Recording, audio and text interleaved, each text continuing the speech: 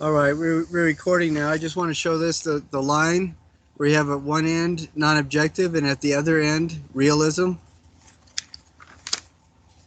And then the question is, what is realism? And it's something that looks like what you would see looking out the window. The question is, how many have heard the phrase, art imitates nature?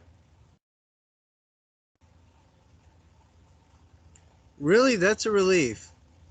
Because most of the time, if you have a grandpa in your family like mine, art imitates nature is what everybody hears all the time. It's not art unless you can see it out the window, and it's not music unless you can whistle to it. My grandpa, I would do something. After a while, I just quit showing him what I was working on because he always wanted to know what it was. And I was doing killer exercises and just kind of fun abstract landscapes, and he was rather disappointed that I was spending so much time producing garbage. But that is a pretty common idea or concept for many people, that art imitates nature. That phrase comes from a dialogue, a Socratic dialogue that Plato wrote down. There's actually two. I think it was Phaedo is one of them, and Timaeus is the other one. And you can find both of those on a website, sacred-texts.org, if anybody's interested. But Plato said, art imitates nature.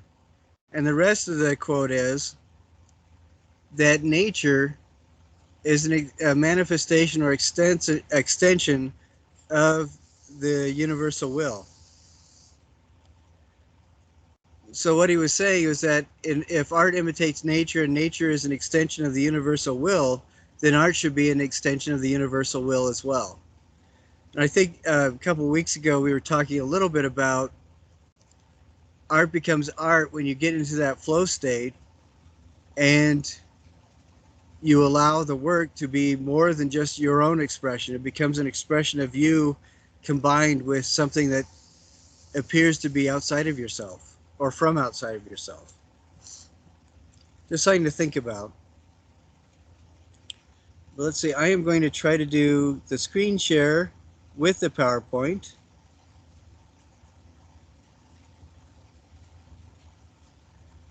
Okay.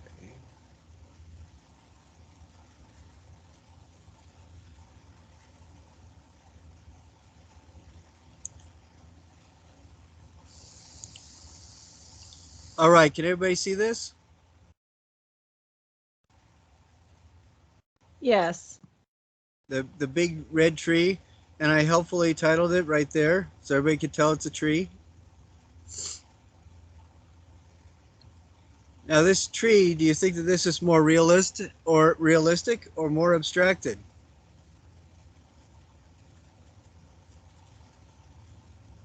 Realistic. Yes, it's a pretty realistic tree. One of the things that text talks about, and one of the things we'll talk about, is abstraction is when a naturalistic rendering is essentially simplified. An artist will parse it down to essentially the information that they want to convey, as opposed to sharing the entire thing. Abstraction, a lot of the times, the artist will focus on a specific feeling or a specific area, maybe a specific texture that they really enjoyed about the object or whatever it is. And the purpose of this slideshow or these slides is to show the transition between something that is fairly realistic all the way to something that is so abstract that unless you knew what it was to begin with, you would never recognize it. So yes, you're right. This is a fairly realistic depiction of a tree and a landscape. We have here on the left-hand side, we have some branches, presumably from another tree. We can see in this tree itself, there's the trunk that's fairly standard. We have these branches coming off. Does anybody remember from another discussion the mathematician that kind of defined or showed how branches will split and run off from each other? The mathematician's name was Fibonacci, and it's that splitting is based on the golden section. But here we see clumps of leaves. We see some individual leaves here and there. We see some bare branches. Then the background, this is kind of a trick question, but are these fairly realistically portrayed, or are they more abstracted? The reason why this is a trick question is that if you're standing in nature looking at a tree, it feels to me that this is kind of a morning type setting. And you can see that there is still a little bit of a mist or a haze over the water. And a lot of the times when you're standing outside looking, that mist is going to obscure those back trees about like that. So yeah, these trees individually are abstracted, but this still, I think, reads overall as a fairly realistic image that we could see going up into the mountains in the early morning. Would anybody agree with that?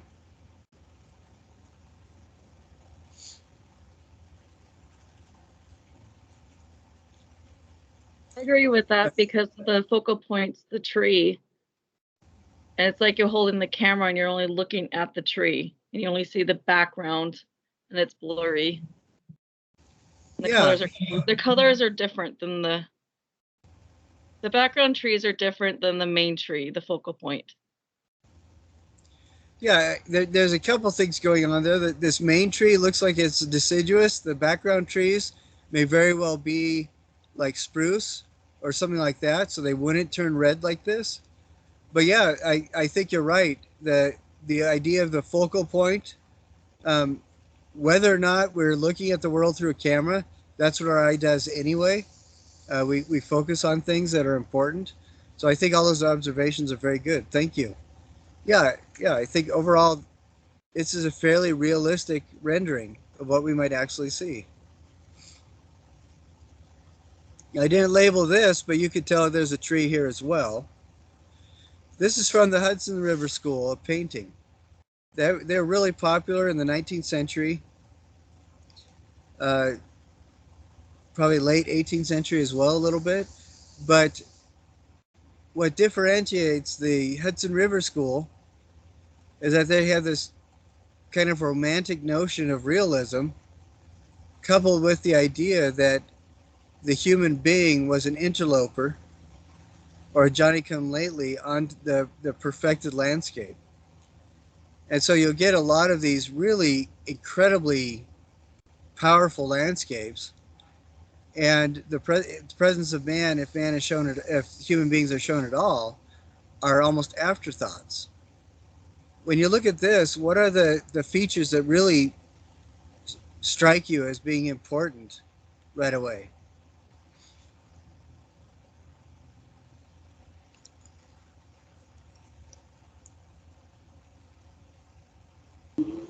The water, the trees, the little animals draw my eye.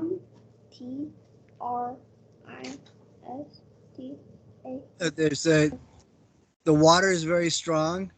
The animals are almost like dots of color, and your eye is drawn to them, I think, almost reflexively because they are not very defined. The tree is really powerful. And then we look right over here, just a little to the right, to the lower center, we see what we presume might be a boat, this little teeny figure. Here in the center, right next to the cows, we see what looks like it might be another human, little teeny tiny human figure. And then we look over here by this big huge tree and we see some things that might possibly be blocks or buildings. And what I love about this is that, yeah, the sky is powerful, the mountains are powerful, the water is powerful, the tree is powerful, and then these people are almost afterthoughts. Looks like three little people here, maybe some buildings. And the thing that we recognize most about the human habitation, of course, are the cows. But this was all done as essentially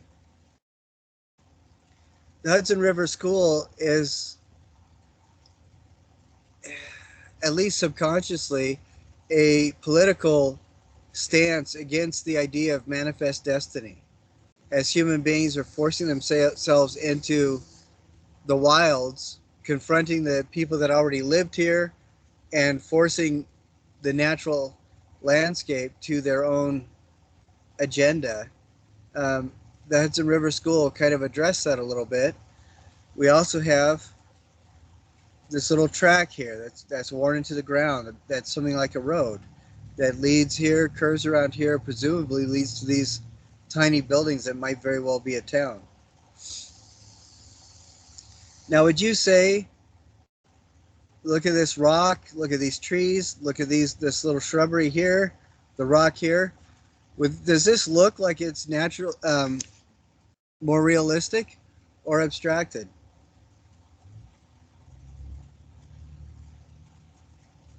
Very realistic. Yeah, I think so. It's it's kind of a romantically painted realism, but I don't know anybody who's seen the mountains, which is basically all of you guys. We look at this, and that's exactly what the mountains do, fading to blue. This is a very realistic sky. The proportions, or not the proportions, but the way that the landscape kind of morphs as it moves away is very realistic. And we look at these trees, even though these trees are rendered relatively roughly, they still read as realistic. So does this, the rock, the moss, all of this seems very real. The things that start becoming abstract are like the human beings and the buildings back here, which I think is interesting. But yeah, the rest of it is very realistically rendered, I think.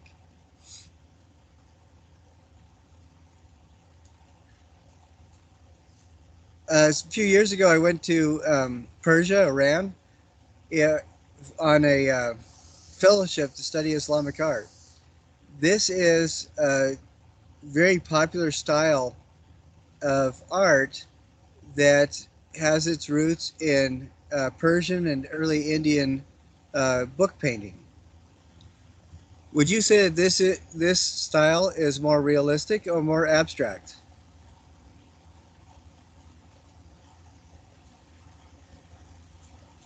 Well, I would say that it's more abstract. It kind of has an illustration vibe to it. Yeah, it's really starting to move away from those realistic depictions of trees, isn't it? Can you tell right away whether this is a tree?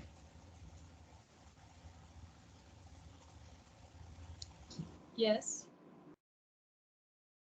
Yeah, I'm sorry, I forget that we're doing screen share and I'm nodding in response. But yeah, we can read this very easily as a tree. Persian transoceanic, that Eurasian area, the style of illustration that became very popular was based on their interest in conveying information coupled with the Platonic perceptions, or Plato's observations on the world of the real. Has anybody read Plato and his discussions of the world of the real? There's a really good thing that he wrote called The Cave. Has anybody ever read that?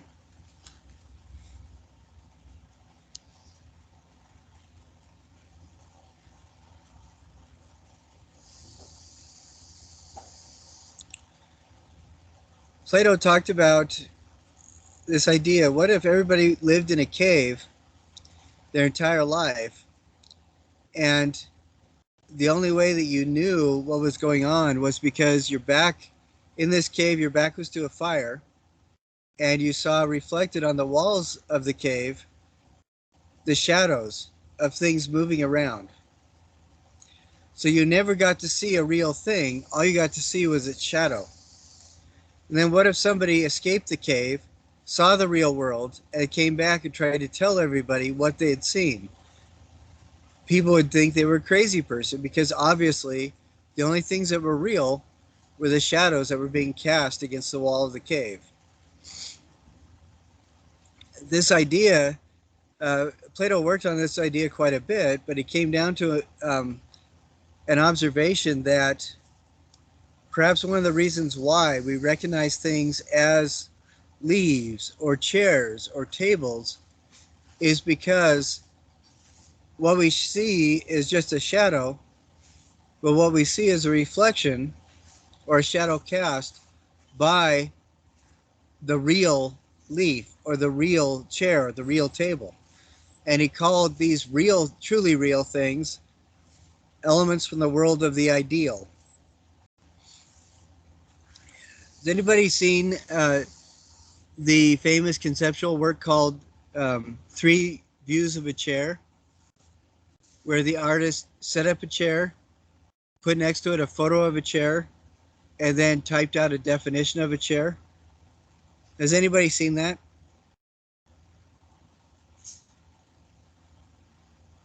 I saw a picture of that, yes. Yeah, that's.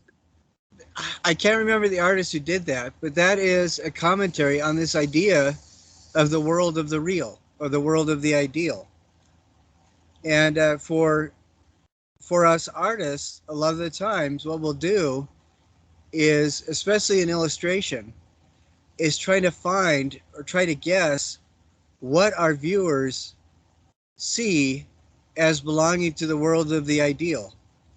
So we'll try to give just enough information or just the right amount of information so our ideal target audience can tell what it is we're portraying. Now, I say all that because this partridge tree, or this whatever kind of tree it is, um, maybe pear tree, maybe a flower tree,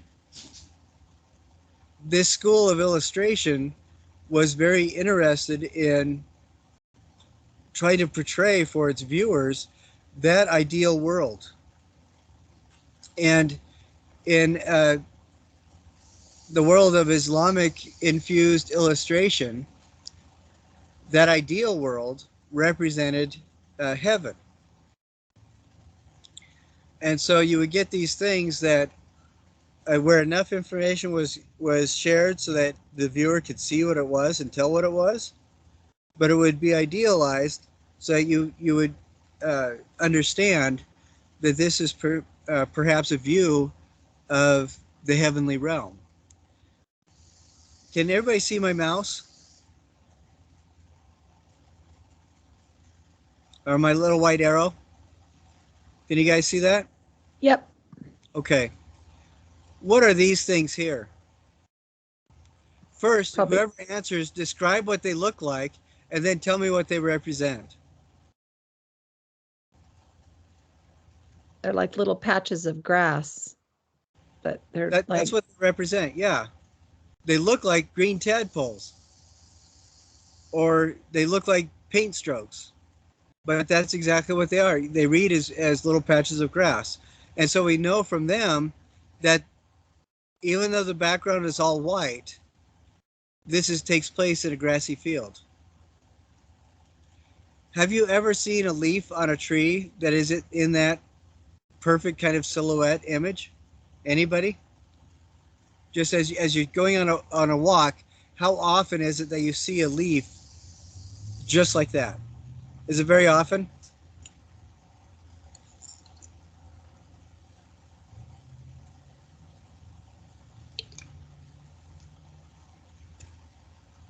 It's not very often at all, is it? When we see leaves in nature, they very rarely are all splayed out like that. That's what you do when you press leaves for botanical samples, but in the natural world, it's rarely like that. How about these? Do you ever see flowers in the wild where all the flowers are facing you, or they're all exactly half view? Has anybody ever seen that? Not really. No, I mean, we'll hold the flower so it's facing us, but it's very rare that the flowers are naturally in a perfect half view or perfect full view like that.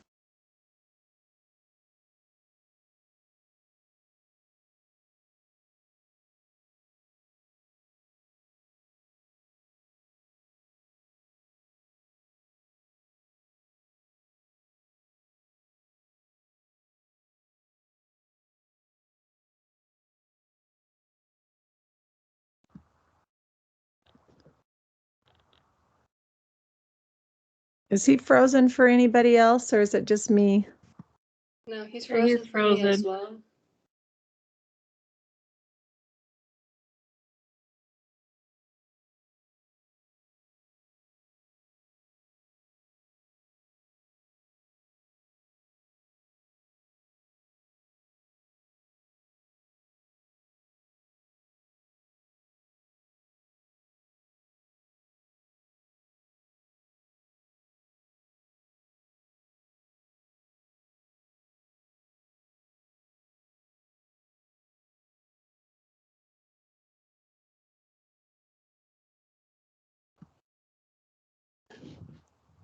I guess it's going to be a fun Monday morning.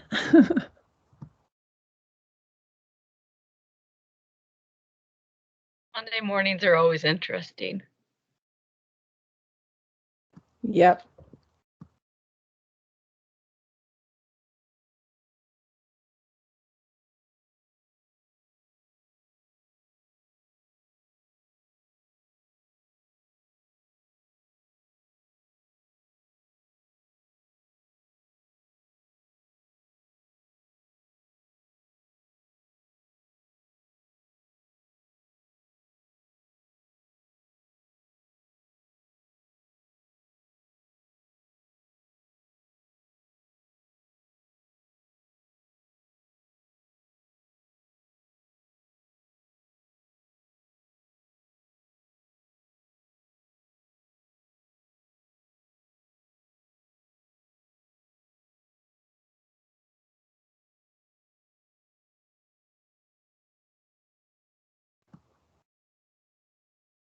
We can see you, but we can't hear you. Can you hear me now? Yeah. Okay. I'm sorry, for whatever reason, the internet here was fritzing out.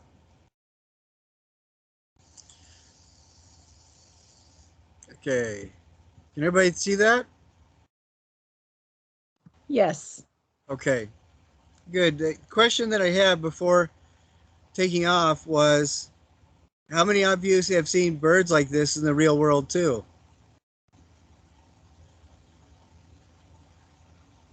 It just doesn't happen very often. But we read this as a tree. How many of you are illustrators?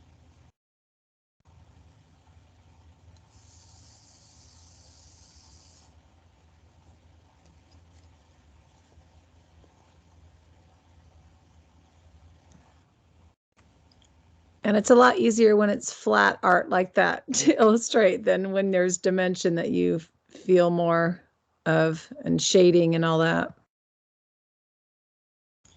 When you do your illustration, how important is it to uh, relate the information in the simplest way? I mean, I guess it depends on what job to job, but would you find yourself doing something potentially like this? Making these kinds of decisions that this artist did with the very unnatural but recognizable depictions of these things? I mean, it does really depend on the project, because some projects, if it's like an illustration for a assembly, like, you know, an IKEA, let's say, you know, you want to feel the dimension and you need to see the dimension. But on like a children's book, I see this more common than not, that it's just a flat looking, you know, illustration that's really simplistic like this. But I think it does depend on what you're illustrating and why. Yeah, and it's interesting to me that you do have to make these kinds of decisions based on exactly what your audience is expecting, essentially. Yeah, would you say that this is more on the realistic end that we've been looking at, or are we verging more towards abstraction now? I kind of can't decide because I feel like, I mean, it's obvious what everything is. You don't have to, it's not a stretch to figure it out like you would with when I think of abstract, but there's so many details left out that maybe it is more abstract than realist. I don't know. I think those are really good observations. In the textbook it talks about abstraction as simplifying something, the process of simplification. If we look at this, there are things that are beginning to be abstracted, like the branches that are starting to become abstracted. They're very smooth and snake-like. The roses, it's very rare that you'll find a rose that has exactly 5 petals that are spaced so evenly. Until all the breeding and everything like that got really into it, roses were symbolized with 5 petals. But on this, I think they become really abstracted. The birds as well. It's very rare that, especially if we look at this blue bird with the yellow head right here, it's very rare that birds will have these straight stripes so evenly and consistently through their feathers. So I think you're right. Although this is more on the realist side, we're starting to see some of that abstraction creep in. So very good. All right, here we go. I believe this is the state flag for New Hampshire. I'm not entirely sure. What is this in the upper left-hand corner? Can anybody tell me what it's a silhouette of? Of a tree. A tree. By the way, that's our number 2 code word, tree. Now, we looked at these other trees. We looked at that tree in that illustration just a minute ago. We looked at those trees from the Hudson River School, and then the very first one that we saw. Does this look very much like those at all? I really don't think it does. It doesn't look like it much at all. But we still recognize it as a tree. We have this kind of cone or triangle at the top. So this is going to be, what's that kind of an evergreen type tree? We have this long rectangle, which is going to read like a trunk. We have this, which may be the shadow or a root mound. Now this, honestly, looking out a window, this does not look like a tree at all. However, it does remind us very strongly of a silhouette of a tree, and symbolically, it is looking or reminds us of a tree. But would you say that this is more abstract or realistic?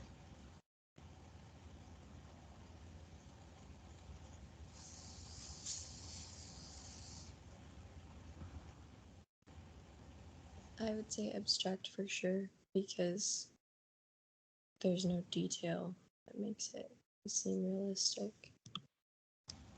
Yeah, I think you're right. It's very slimmed down. It's very simplified. I think this is the most abstracted tree we've seen so far. And it still reads as a tree, which is interesting. Or at least in our culture it does. Now here, who knows what this is? This is wood. What's that? Wood? Wood, yeah. Yeah, isn't this another symbol for tree? Kind of, yeah. Yeah. But would you say that this is more abstracted or realistic? Abstracted. Yes, very much. This is abstracted to the point where if you didn't know what it was, how would you know it represented a tree? Because this is my language. Exactly. But if we didn't know what it was, there'd be no way, would it? Would there? I say, but we can still see the tree, the elements of a tree in this. We can still see that left-hand triangle slope, the right-hand triangle slope. This is kind of a trunk. And this right here could be either branches, could be the horizon, or it could be the shadow of the root or the root ball. But this is so abstracted that unless it's your language or you know what it means, there's no way to know it's a tree. Now here's another one. Who knows what this is? Oh, and thank you very much, Yunchin. Can anybody tell what this is? No. If I told you it's a couple poplars, would you believe me? I might think it looks like something else. So I don't know. Would you say that this is more abstracted or realistic? Abstract. Yes, very much. But you can see here's one poplar here, here's one poplar here, and we get another type of tree here. But the person who painted this, she's actually a friend of mine. She wanted to do something where if you wanted to see a tree, you could, but if you didn't want to see a tree, you wouldn't have to. And if you wanted, you could see whatever you'd like. If you know that this is a tree, what is information is given to you to show that it's a tree?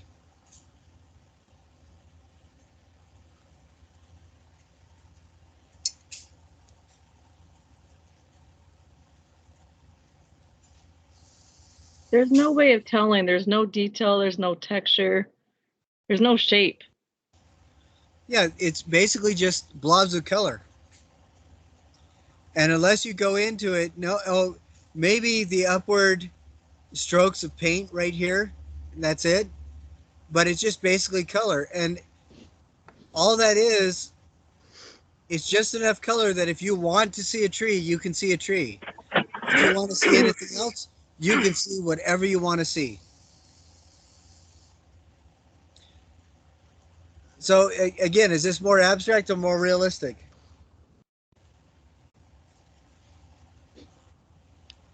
Abstract for sure. Yes, for sure.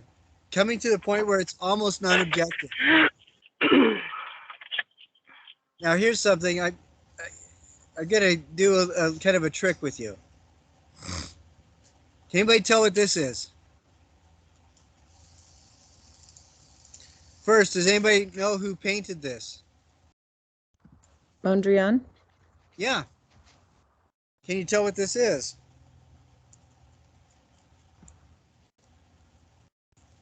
Maybe blocks of a city, I don't know. It's very abstracted, but all of his abstractions like this are landscapes. Believe it or not. He painted at a time period where you could actually travel around the world in less than 3 months, and that was a miracle. People could communicate with telegraph wires across the oceans, and it was one of the first times you could get a signal that would travel all the way around the world. It seemed like with mechanization, everything was speeding up and becoming more complicated. And so one of the things that he was trying to do was simplify the world to its bare essence. So in every line that was roughly horizontal, diagonal maybe, but roughly horizontal, he would simplify to horizontal. Every line that was diagonal, but maybe more vertical, he would simplify to vertical. And the only colors he would use would be black, white, red, yellow, blue, and green. And that's it. And it wasn't because he was trying to confuse people. It was because he was trying to gain some control over his understanding of the world by simplifying it. Does that make sense now when you look at this and understand where he was coming from? Can anybody see the landscape in this?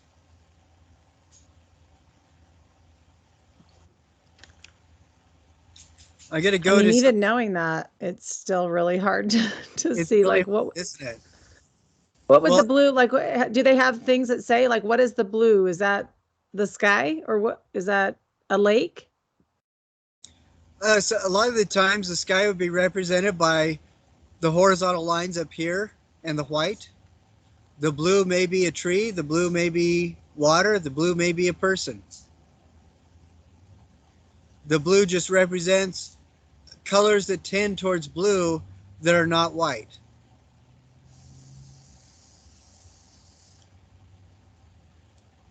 Now these are 6 views of a tree that Pete Mondrian painted over a time period. They are all the same view or the same subject. Isn't that interesting?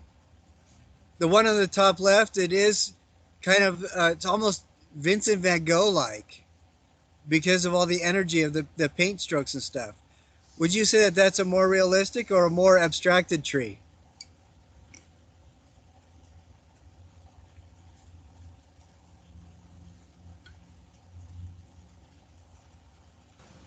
More realistic. Yeah. Still kind of abstracted. There's still a lot of extra energy to it, but it's easily readable as a tree, isn't it? How about this one? You can see him starting to simplify the colors. He's only using a grayscale. And it looks to me that this is actually a view of the same tree, but on the other side. And that's why the trunk curves this way. But can you still see the tree in there?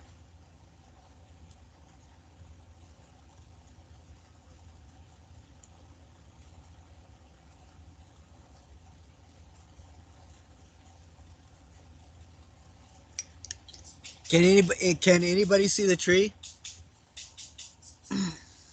Yes. Were these depictions over several years or were they just a study that he did? I'm curious. Yeah, I believe that these were over a period of about 20 years. You know, here you see, I think that you see a lot of him really wrestling with that idea of the world is getting faster and technology is building up. I mean, these are things he said about his own work, so I'm not just reading stuff in, but I think you can really see that here, where it almost feels energetically frantic. This also reminds me an awful lot of the color studies that Monet did of the Notre Dame, where he was just working as fast as he could to get the information out. But I see some of that in there, I think. And here I see him trying to rein in some of that frantic energy and kind of calm down a bit. The lines remind me an awful lot of the early cable lines that were being hooked up everywhere. This is also the time period where people started getting phone lines in everywhere and radio lines in everywhere, or the power lines to the radio antenna everywhere. And there was no place to go inside the buildings because they weren't designed for that. And so you go into any city on the planet almost that was being modernized, and you'd see these looping cables everywhere. And I feel some of that may be coming into this tree. But I can really see that he's trying to simplify the tree a bit. Now, how about this one? What do you observe about this? This is obviously very abstracted. But can anybody still see some of that tree, some of the branches on it?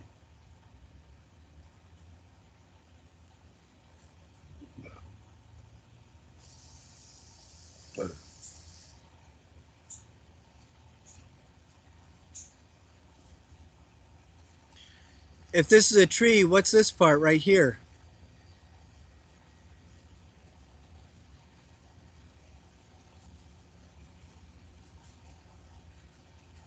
Well, that would be the trunk.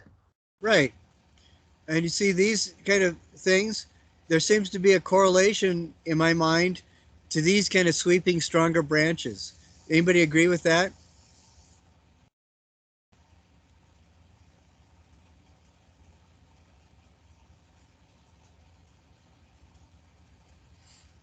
Anybody disagree with that? Does that feel like they could very well maybe be some of those horizontal branches?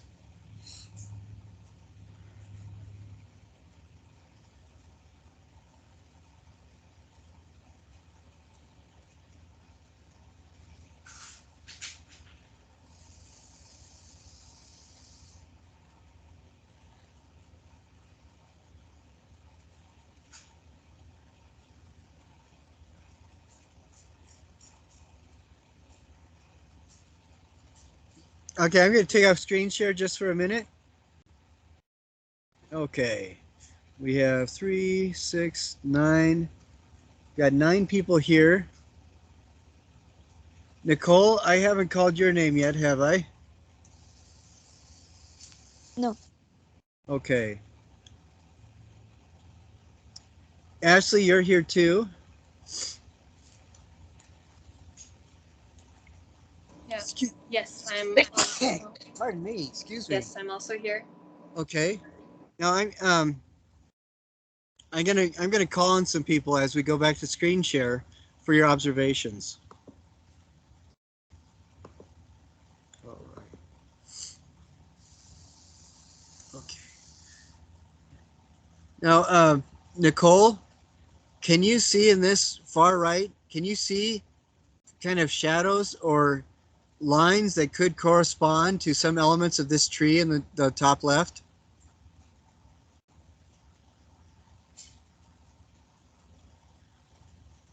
Sorry, I'm at work. Which one? I wasn't looking at it. Oh, can you see on this top right image? Can you see some of those swooping lines kind of echoes with the branches of this tree? Yes, I kind of see the dark contrast, kind of like the darkness inside since it's like more darker. Yeah. I don't know. And Sorry, these I don't know if that's the answer. no, that's good. And these kind of, it feels like the top branches are getting skinnier a little bit perhaps. Yeah. But can you see also the fading of color where he's concentrated the color on the tree area? Yeah. Yeah. So this is still very abstract, but it has some relation to the tree. Okay, Right. thank you, Nicole. No problem. Now, for Xiuchen or Megan or Ashley, can you see any of the tree in this? Definitely. If I just saw it, I wouldn't know, but looking at it now in comparison with the others, I could see suggestions of a tree trunk and the branches around it. Yeah, if you agree with me or not, let me know. But it looks like to me that fading it out to the corners right here is not just a graphic type of exercise. It feels to me like it becomes more energetic the more dense the tree form would be. So like these corners are faded out because there's nothing here around the tree. These corners, upper corners are faded out because again, there's nothing here on the tree. Would you say that that seems to be relatively consistent as well?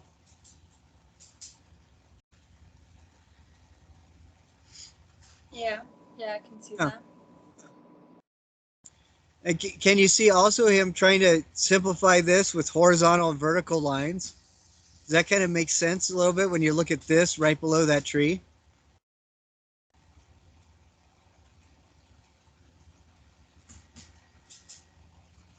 Yeah. Now, and this is very, very abstract.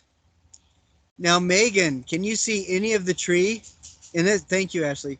Megan, can you see any of the tree in this bottom middle one? Yeah, the bottom tan square looks like a tree trunk. Oh, And this one right then, here? yeah, and then as you go up, it looks like it's guiding into a tree. I don't really see, I mean, I guess the left and right orange squares could be branches or implied branches, but that's where I see the tree in this artwork. I think you hit it right on. I think that's exactly what it is. Now, if you didn't know this was a tree, is there any way you would know it was a tree? No. It is about it's almost as abstract as you could get, isn't it? Yeah, it's super abstract. It's at least compared to the one before, it's still implied that I think the one on the right is super abstract. Yeah, on this one on the right, can you see, is there anything here that you could potentially read as a trunk? Maybe the black square in the bottom left. That's it. Yeah, that's the only one I can think of. And I'm thinking that this may be the tree at sunset because this red and this orange kind of remind me of the reflections of the sun on these areas. But if you had no idea this was a tree, there's not any information there to tell you it is there? No, not at all. No, it's completely gone. Yeah, but this, thank you, Megan. But this is kind of that journey from semi-realistic abstraction all the way to full abstraction. Okay, you see now, this is not non-objective because it still has its foot in the real world. It's still related to the tree. But it is so abstracted that there's no way of knowing what it is there? No. Yeah. Okay, let's see. Oh, that's the end of the slideshow. Okay, Megan, thank you very much. I'm going to turn off screen share now. But can you guys kind of see what that journey is from the realistic, then abstracted realistic, all the way to full abstraction? Because that last image that Mondrian did of the tree, it didn't look at all like a tree, did it? Unless you had it next to the tree, there's no way you'd know. Now, there's one step beyond realism past that, and that is non-objective. Does anybody know what non-objective means?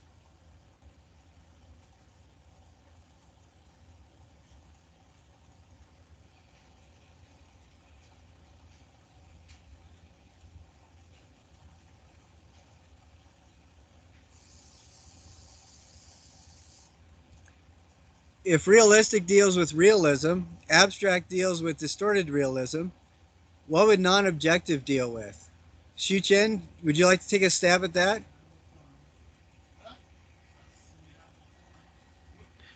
Yeah, but I don't know. Okay, if we break the word down, non means not, and objective has to do with object. So when we talk about non-objective art, we're talking about art that does not have an object. Okay, it means it doesn't have an originating subject from the actual observable world.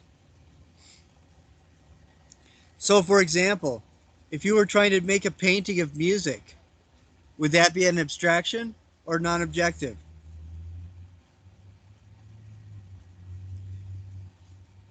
Non-objective, I guess. Yeah, you're exactly right, because there's nothing physical to hold on to if you're painting music.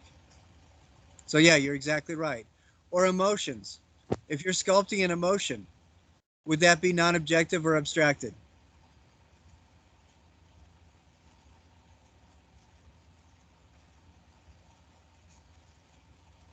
Again, emotions are things that are not in the physical world. So again, it would be non-objective. Can everybody see what that difference is? Is there anybody who is having a difficult time with that? As you guys move into your biomorphic carving, I want you to look at people like Henry Moore, for example, Jan van Arp. I'm sorry, I can never say his name right. Arp. Jan van Arp, I think his name is. Uh, these kinds of people, or Brancusi, these kinds of people have. Oh, and one of my favorites, Darrell Thompson. She's a lady that is a sculptor that's around here. She does beautiful carved alabaster.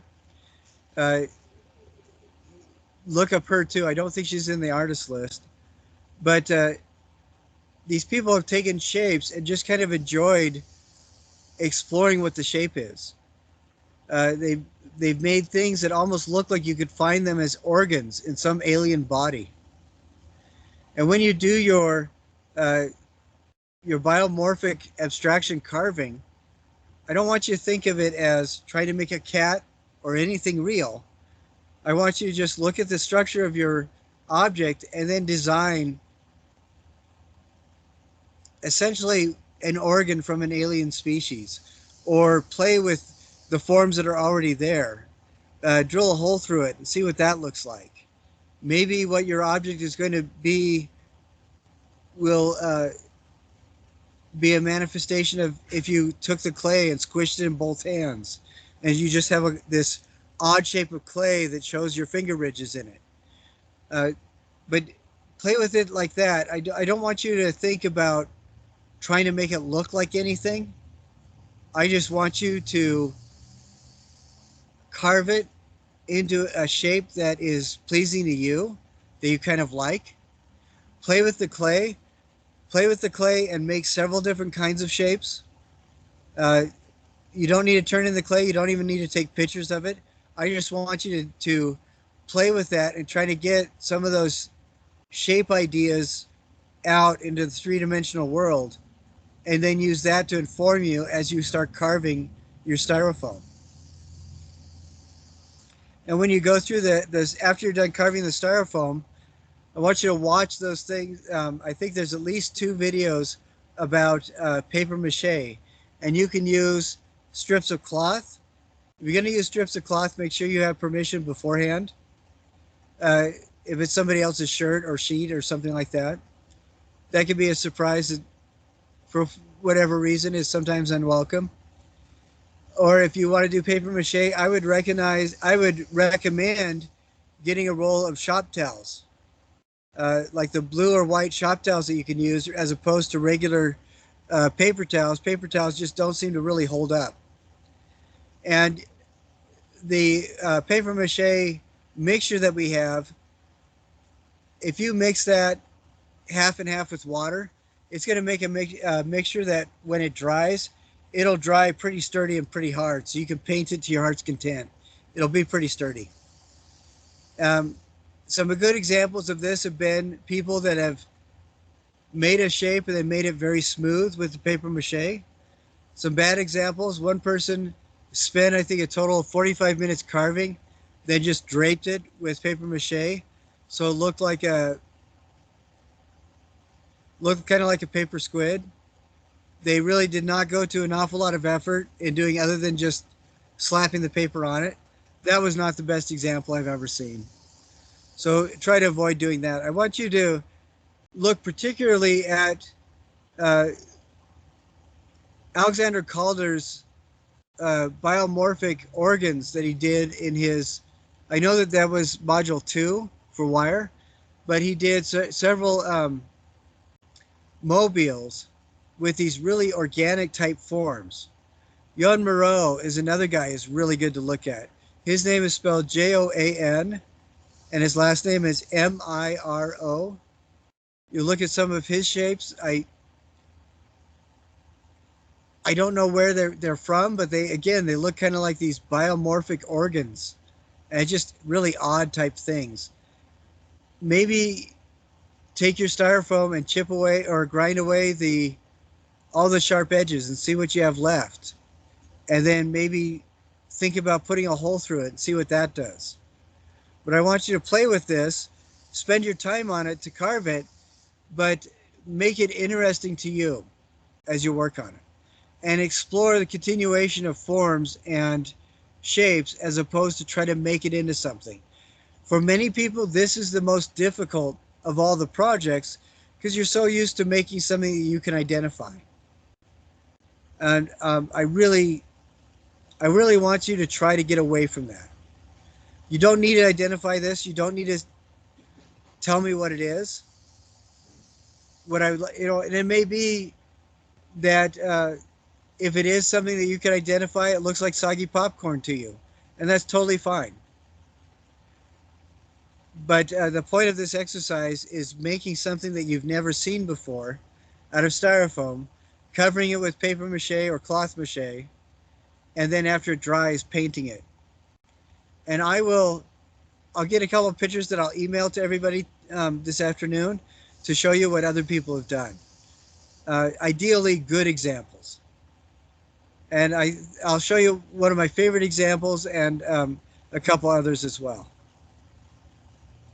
So go through those artists in the artist list. I think that Amy was able to find a couple where the links have dropped.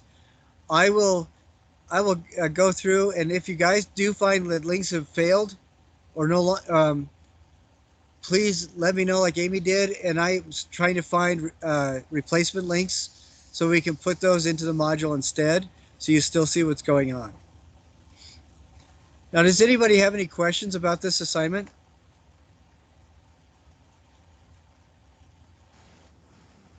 Are we using just the white? We don't do any color? Or can we use colors? I did not include any paint in the kits. When you're all done, the wood glue kind of turns it a pasty yellow. So I use whatever colors you want. I have seen some really cool ones where somebody spray painted it and did it several coats so that the paint kind of dripped down. Another one where they painted it and kind of shaded it from a very dark blue down to a teal. And another one just used black and primary colors. And it was very interesting. I'd say do whatever you want color-wise. When you paint this, I would recommend, there's several different kinds of things that you could use. Fabric dye is an interesting one. You can get several fabric dyes pretty cheap, or like a tie-dye kit and squirt those on. I would, of course, do as much of this outside as you can, because otherwise it's going to be really messy.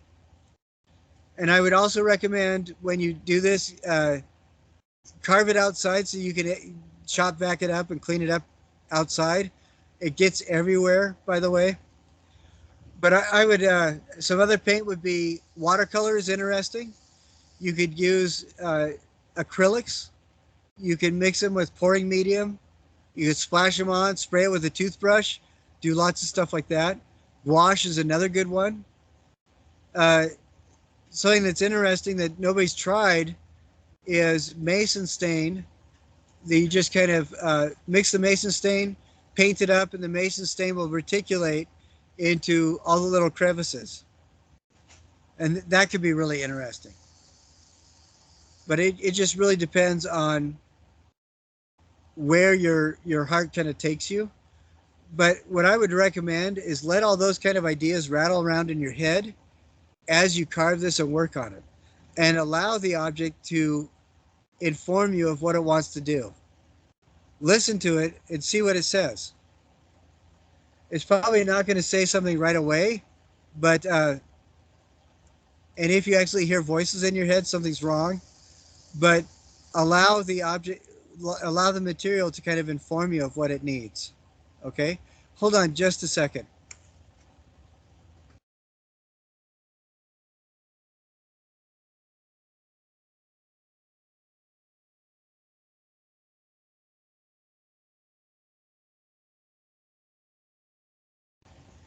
Sorry about that.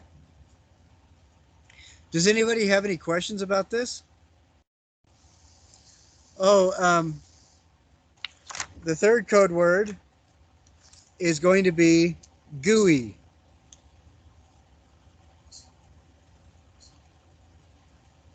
Like the texture of the paper mache stuff. You probably went over this, but did you say that you had some examples that you would post that in this new medium? I know you had, lots of the plaster and so forth, but did you have some of the foam with the paper mache draped over it? Yes, I do, and I will send that to you this afternoon. I've got to go up to an art show right after we're done here, and when I get back, I'm going to post this online, and then I'll also do the images. If I can do that before I leave, I will. I'll try to post like at least one, or actually email them to you. So yeah, we do have some good work with the wire and some other stuff, but I don't know if we have a lot. I don't think we have any of student work of this project, mostly because we just started doing it a couple months ago. So yeah, the first one I sent you will be a good one. And if I send you some bad examples, I will make sure and tell you that they're bad examples, okay? Sometimes it's really helpful to know what not to do. Right, any other questions?